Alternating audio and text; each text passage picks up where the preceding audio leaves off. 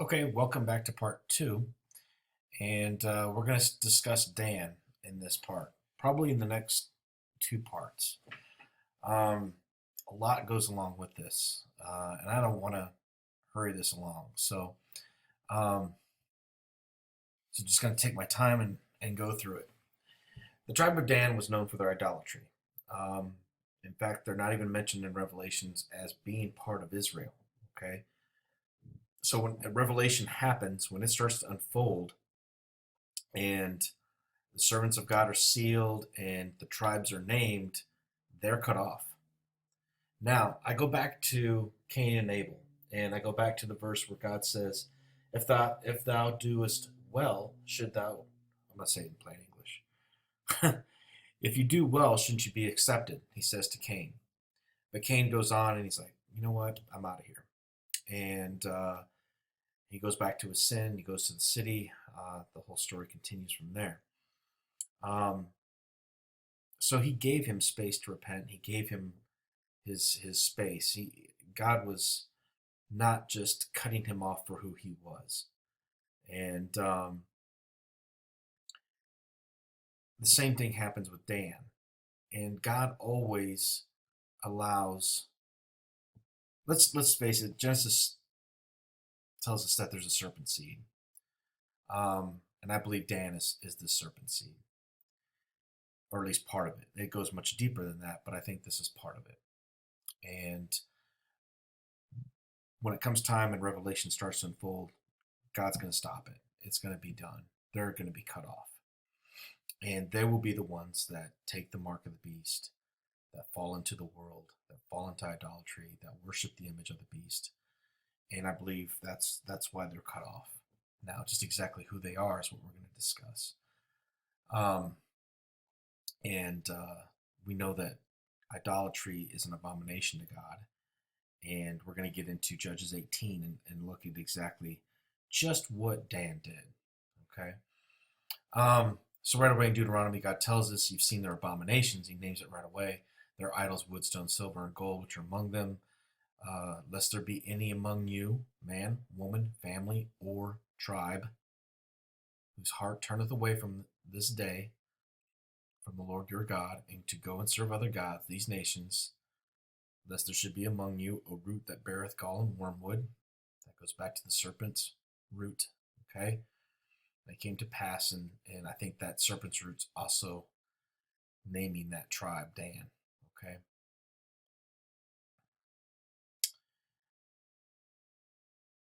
The Lord shall blot his name from under heaven. That's exactly what I just said.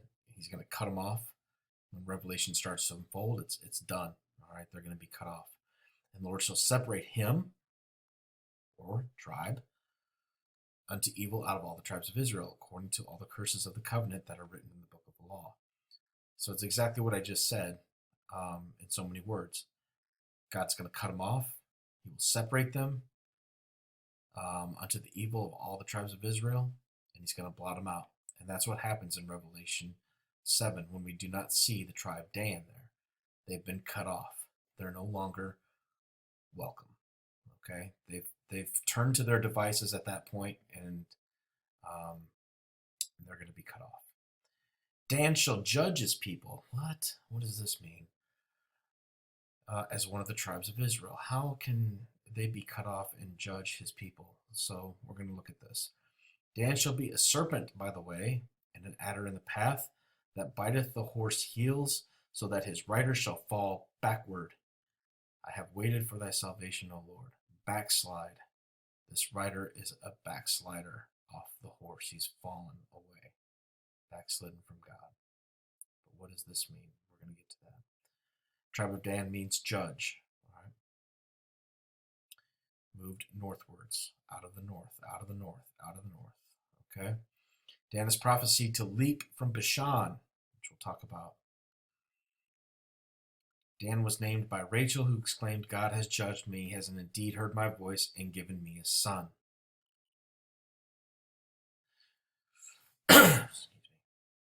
When I saw the serpent in the way, I immediately thought of Jesus when he called the Pharisees a brood of vipers. And then I thought how wise the Pharisees were that they knew the law and they knew that they knew their nation's history. The problem was that they did not understand love. They didn't understand it. Everything was cut and dry to them. They could not grasp how sacrifice meant love. This, to me, is the definition of love: sacrifice. If you sacrifice yourself, your things, your life, your livelihood for someone, you are showing them love. They were wise in their own ways, but they had no love, so they had nothing. Just like Satan, full of wisdom, perfect in beauty, okay? He did not know love. Now, I don't know if I typed this before in this document. This document's 30 something pages long, but I'll tell you a quick story. A friend of mine had a dream where he was present at Satan's fall, and God said to Satan, "Will you die for them? Would you die for them?" And Satan didn't say anything.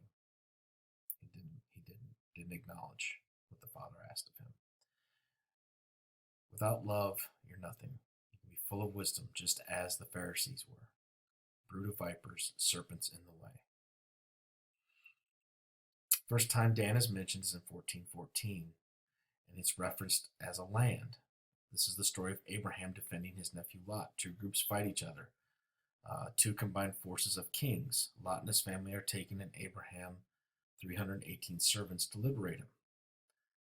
If you read this chapter completely, there's more here than just a quick story of an uncle helping his nephew. Okay, there's a theme here of giants, of rebellion, joining together under bonds, even undertones of the same rebellion in heaven.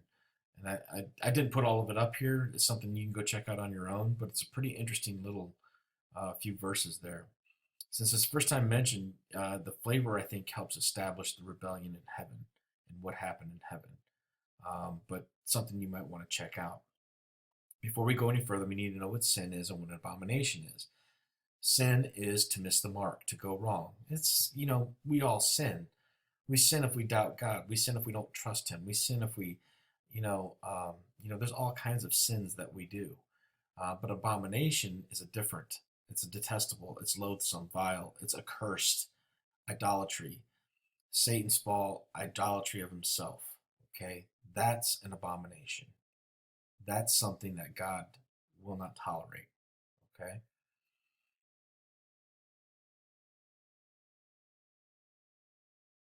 Okay, so some might say, so Dan's mother was Bilhah, okay, and Bilhah was a servant to Joseph. Now Dan had a brother, and it was Naphtali. So Dan and Naphtali had the same mother, same father. What some people like to say is because this is the downfall, because Dan had a mother as a servant, kind of like Ishmael, Isaac, and Abraham, and Sarah was, of course, supposed to be the mother of the one that would gain the inheritance. So this just shows again God's grace. He doesn't care who the parents are. All right, everything goes to that individual. Okay, and that's he gives us all a chance. And just like I talked about Cain, how he said to Cain, if do well, shall you not prosper? If you do well, if not, sin lieth at the door. Ishmael would also prosper, indeed has, but his people fell away, just as Cain. Same with Esau, all succumbed to their abominations.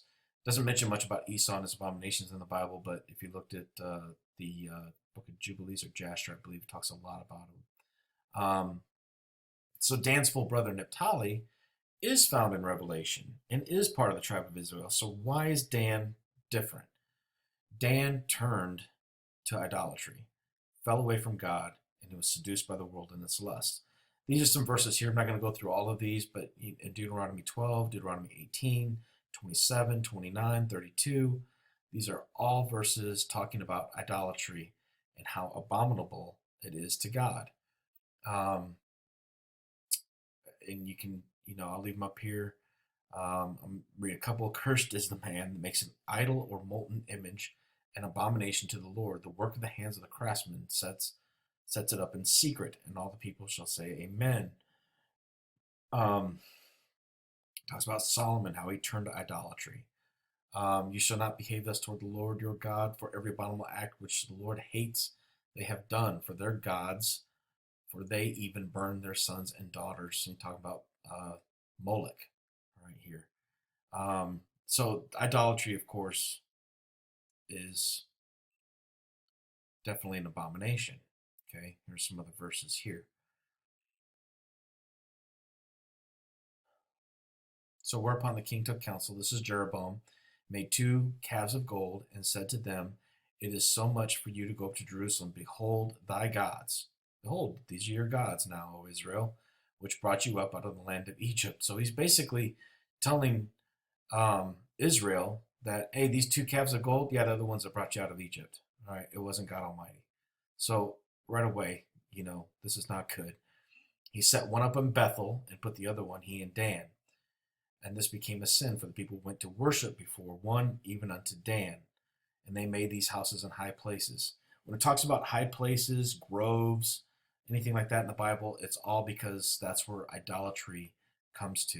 The little garden idol you have in your gardens and such. All right, that's what he's talking about in here. A large portion of Dan's failure is in Judges 18. That's what I want to talk about moreover than this, okay? But this is where it starts, okay? The chapter starts off, there's no king in Israel, so everyone's doing what they want, okay? There's no leadership. The tribe of Dan is looking for some land to call home, and they happen to spy out this area of Ephraim, all right, named Laish, which means lion.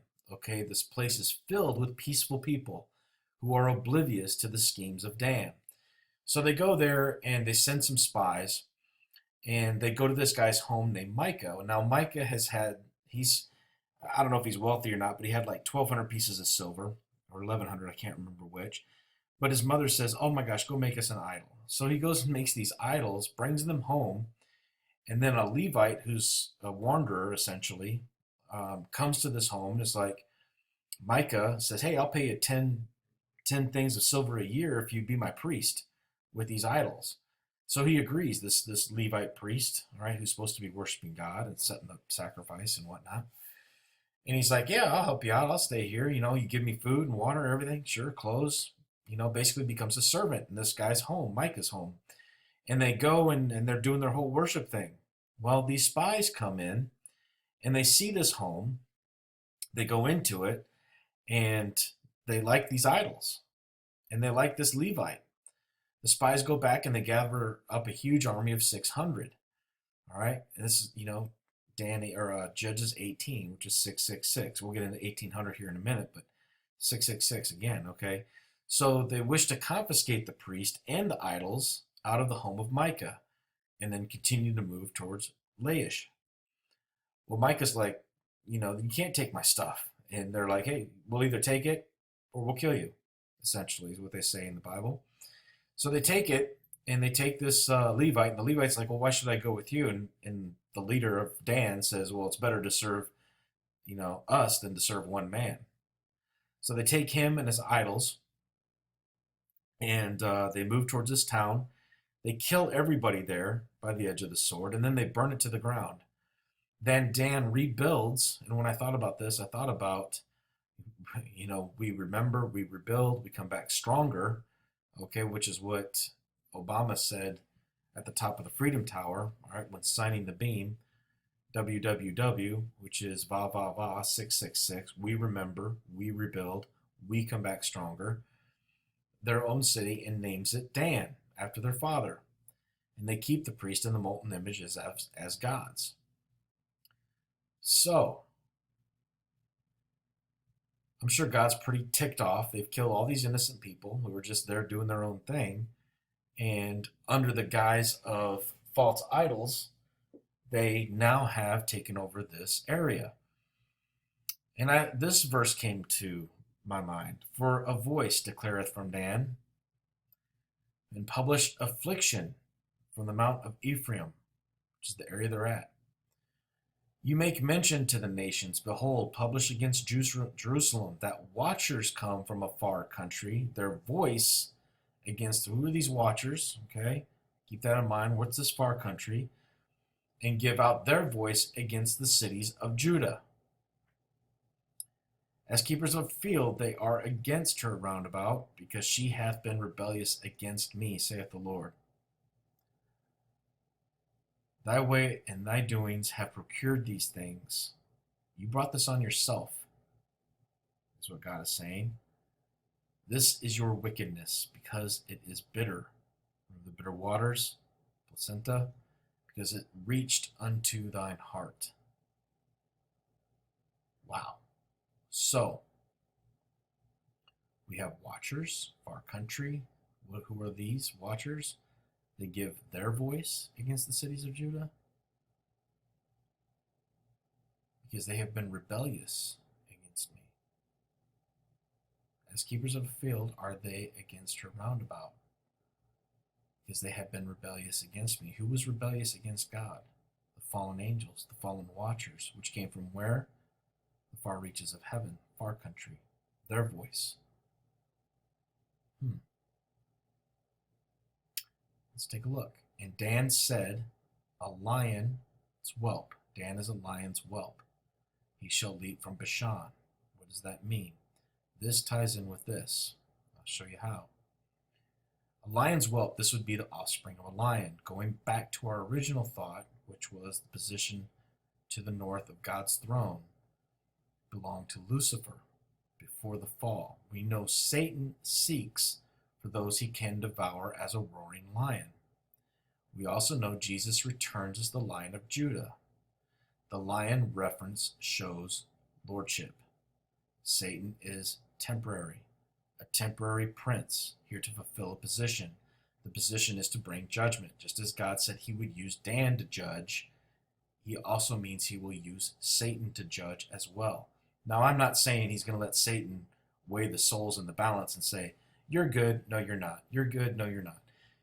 He's an accuser in heaven, all right, telling God all the bad things we do. But in the end, God's going to judge, but to execute the punishment, to execute the judgment, the bad things, if you will, he's going to use Satan, and he's going to use Dan. So with that in mind, could the seed of Satan be the tribe of Dan? Those that say they are Jews and are not. It says that in Revelation. Those that say they are Jews and are not Jews. They probably think they're Jews because they are of the tribe of Dan. However, they're not mentioned in Revelation 7. They are not part of Israel. It would appear by the time of Revelation rolls around, God has abandoned them, turned them over to their own devices because they've been rebellious against him.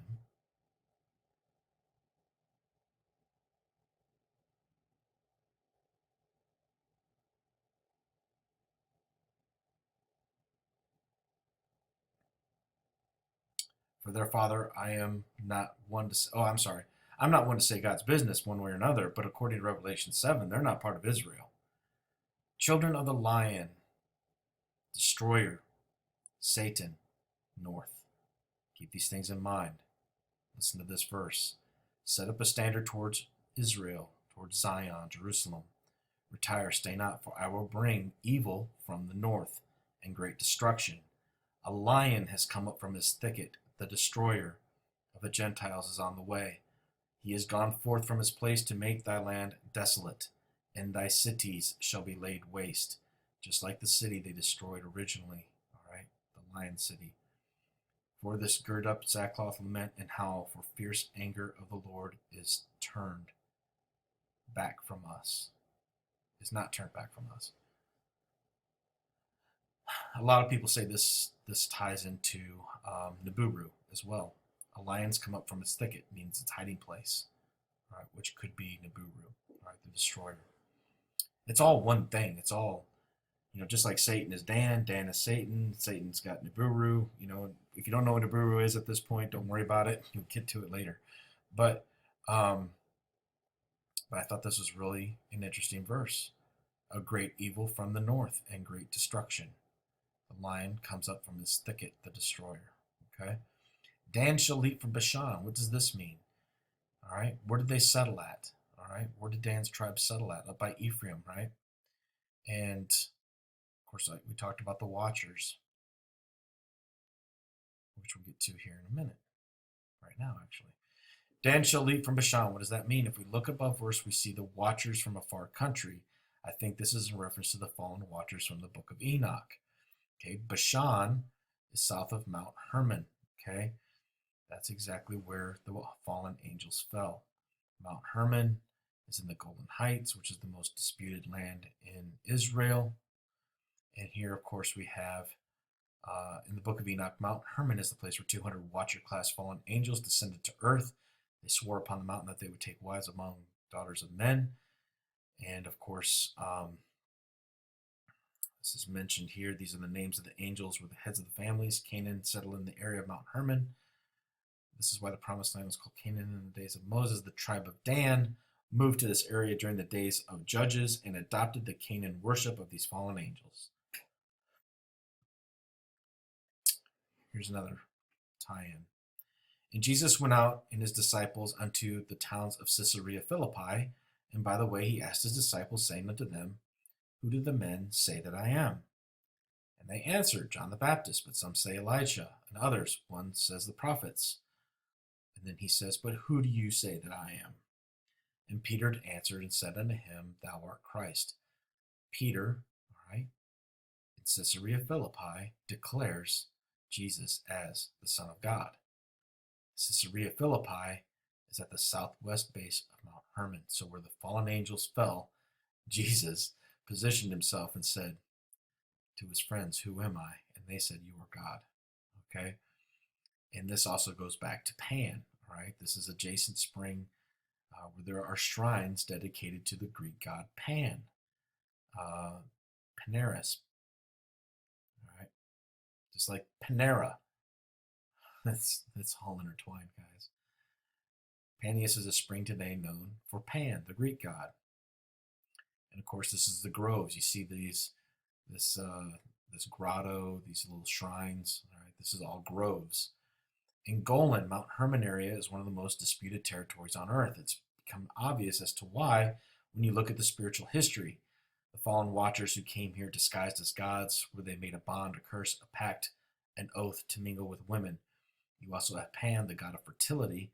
Then comes our Savior Jesus, who is proclaimed as the Son of God and Savior of the earth right there.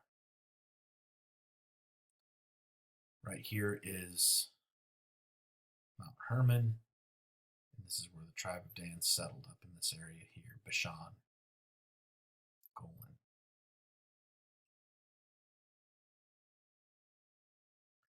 And it's also the 33 by 33 parallel.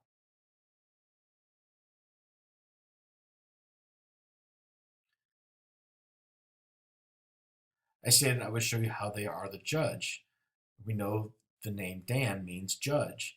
And I stated that Satan was also sent here not necessarily to judge us, but to execute judge, to punish the wicked. God ultimately separates the sheep and the goats, but the punishment is carried out by Satan. In a sense, he's God's weapon. Just right here in Isaiah 10, it tells us, O Assyrian, the rod of my anger, the staff in their hand is my indignation. I will send him against a hypocritical nation, against the people of my wrath. I will give him a charge. It's exactly what he's doing, to take spoil, take prey. All right, God's going to use him for judgment. They come from a far country, the far end of heaven, just like we set up earlier, the watchers that came from the far country. Even unto the Lord they are the weapons of his indignation to destroy the land. Remember back in Exodus how the Israelites passed over the Red Sea. They had to pass over the judgment, okay? They passed over that by the blood of the Lamb on the doorstep. They did this by being obedient, by, doing something that God told them to do. How much sense does that make? I want you to kill a lamb, use bitter herbs and spices, and I want you to, you know what I'm saying? Paint the blood on the doorway. They probably thought, this is kind of crazy. What are we doing? We got to use a special plant to do it. What are we doing? All right. Sometimes you just got to do it. You know what I'm saying? It'll all make sense in a later time. They had to pass over the judgment. They did this by being obedient during the plagues that punished Egypt. God allowed them to pass over. I'm sorry, it's supposed to be pass over. the angel of death, which broke Pharaoh and led to their release. God shows remarkable things to his servants and how on earth it is in heaven. Taurus, the bull in the heavens, is the judge. And we're going to talk about this. Have we seen any bull references in our lives pointing uh, to a bull that's going to be bringing judgment? There are several. I want you to understand that this bull is in the way. Okay, it's on our path to heaven. In order to get around the bull, you must pass over, just as the Israelites did. But the Israelites lost their faith.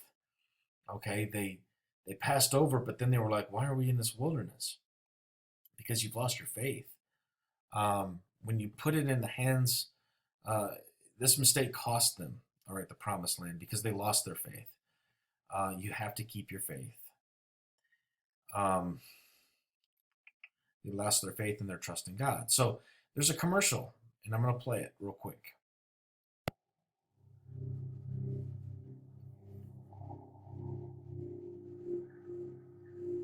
That's a big bull.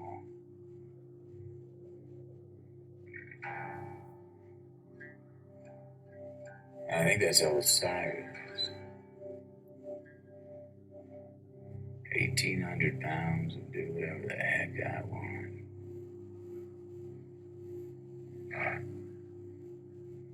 I can respect that.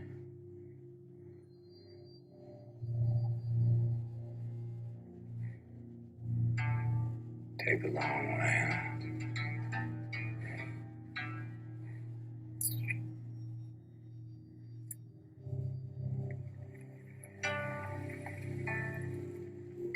Thank you, sir. Okay, so let's look at this. And I'm not taking away from. There's another guy, Jonathan Cluck, that did this, so it just ties into the study real well. So we have this bull in the way. Okay, this giant red bull, and what we have is McConaughey comes up in this car.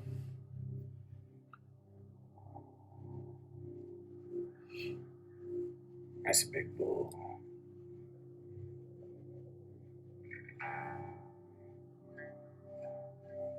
I think that's Osiris. He says old Cyrus, but there is a deity, antichrist figure called Osiris, and we're going to talk about him later. Okay, 1,800 pounds and do whatever the heck I want. 18, Judges 18, 666, 18.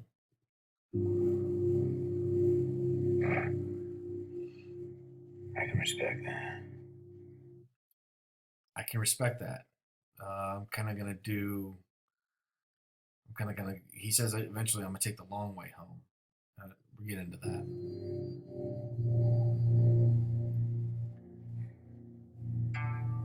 Take the long way, huh?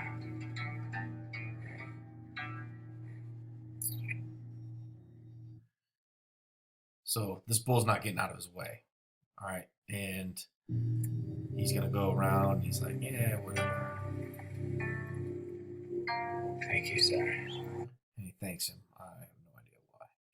But anyway, so what you have back here is paradise, the mountains, home. All right, and this is in the way. 1,800 pounds of do whatever the heck I want. Osiris. Okay, we'll get into who he is probably in the next video. Lincoln are sheep. The Lincoln long wool sheep. The largest of the British sheep. The road to the promised land is blocked. Notice the background, it's beautiful. We are the Lincoln. All right, we're the sheep trying to get past the Red Bull. We have to get past the Red Bull to go home. All right. Satan is a spirit, just like the Assyrian. All right. In the above verse, God uses him to punish the rod of his anger. The sheep have to go over him. In the commercial, Matthew says he'll take the long way home. What he's saying is he's going to avoid the bull. All right. Lost his faith, and he's going to take the long way, meaning the wilderness, meaning I've lost my faith. I can't go through him. I'm not going through him at all. So this is a huge mistake. Okay, you're going to be wandering in the desert. You're going to be afflicted. You're going to be in this perpetual uh, wilderness state. All right.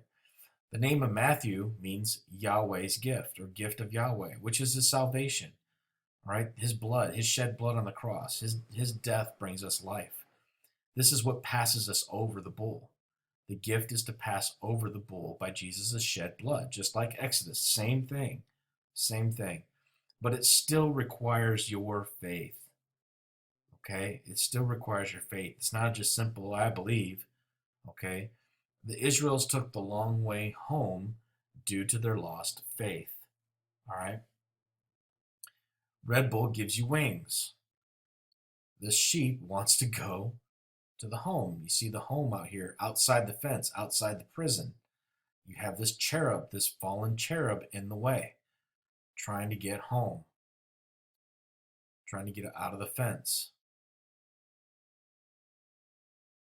Red Bull gives you wings. It's the same thing. Michael Jordan, the Red Bull, the Chicago Bulls, gives you wings. You have to get through the bull.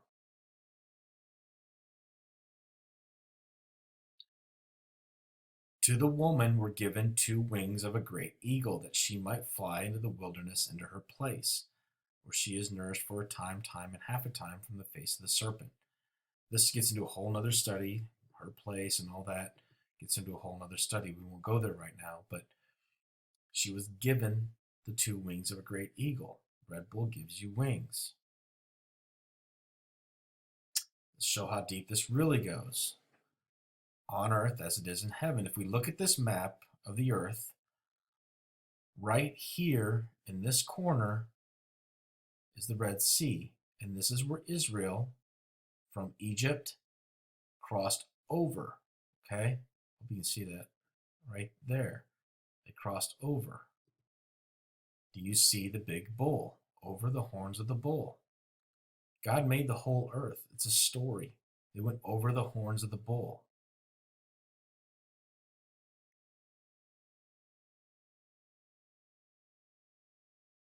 Okay, I can show it again. There's the Exodus route over the horns of the bull. We have to go over the horns of the bull. This is the bull, Taurus. Now, we have to go over these to go home. The Pleiades is where home is. This is where heaven's located, right here. There's a whole other video I've done on this, okay?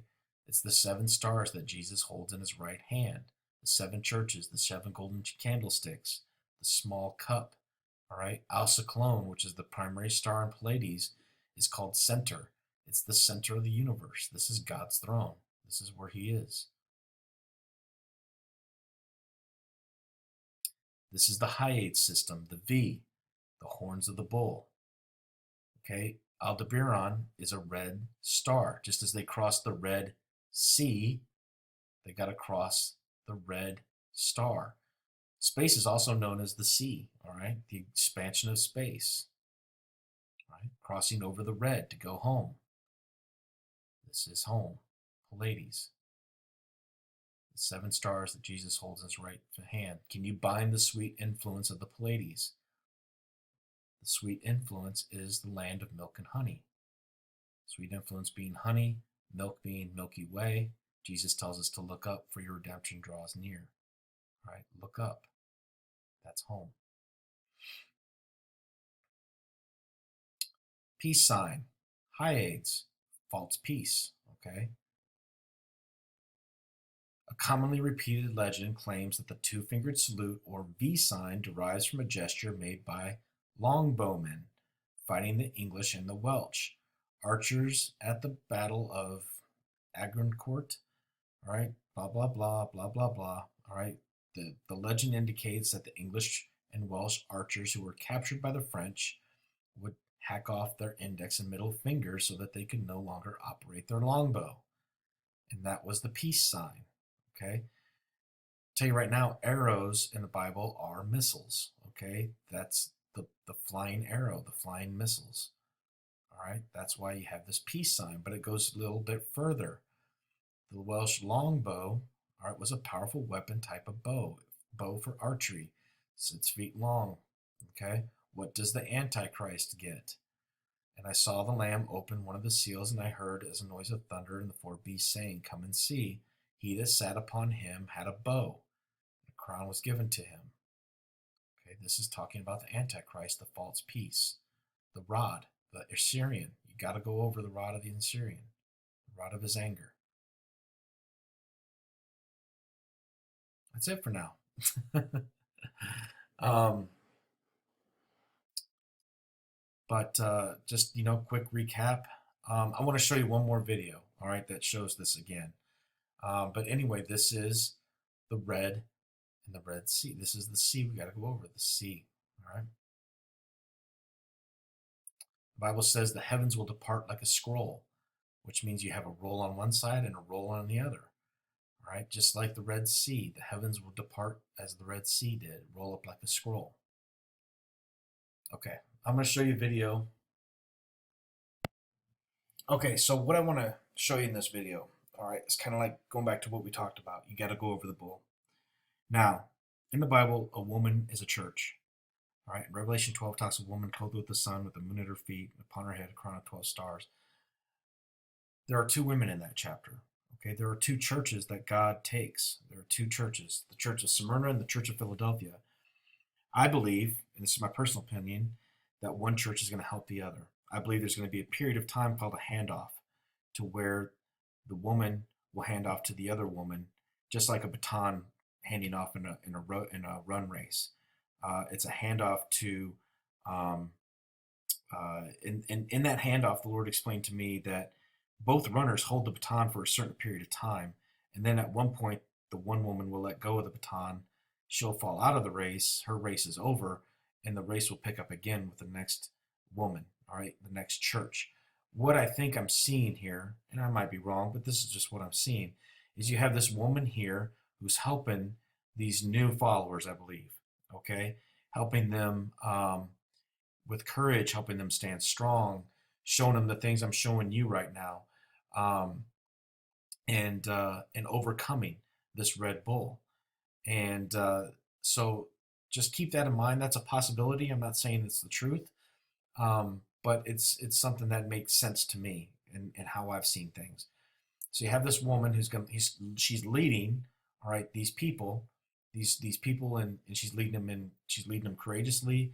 She's instilling the will to fight. She's instilling the spirit of victory, um, and uh, and despite what they see, she's leading them, and that's what you see. So just take a look, based upon what we talked about so far.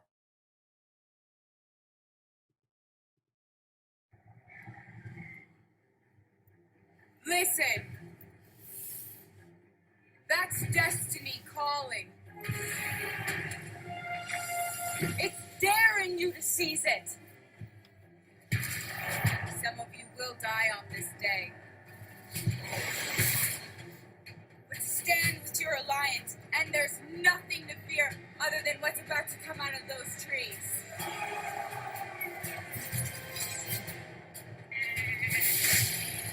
Even though the Minotaur has never lost, I believe in you.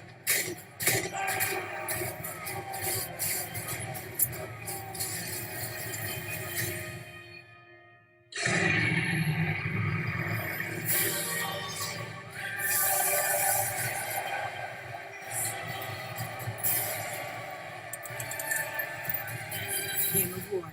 Play for free now from the App Store. It's kind of cheesy, but it just solidifies going over the horns of the bull. Okay, and being the judge, going over the judge, just like the Israelites did. Okay, guys. Anyway, I hope this study blesses you and shows you new things. Um, with all things, pray over it and do your own study as well. All right, God bless you all.